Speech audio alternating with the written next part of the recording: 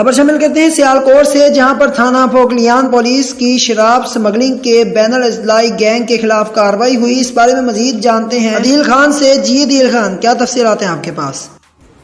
जी बिल्कुल, SHO थाना फोकलियान inspector फहज उमान उनकी टीम की जानब से बर वक्त कार्रवाई अमल में लाते हुए मंशियात स्मगलिंग में मुलव्वस 3 रुकनी बैनर अजलाई गैंग को लाखों रुपए मालियत की वैरायती शराब समेत रंगे हाथों गिरफ्तार कर लिया है। जबकि DSP सदर सर्कल इमरान अब्बास चद्दर का कहना था जी हस्बल हुक्म जनाब डिपो साहब सियालकोट जराइम पेशा नासर और मंशियात फशों के खिलाफ कार्रवाइयाँ जारी हैं।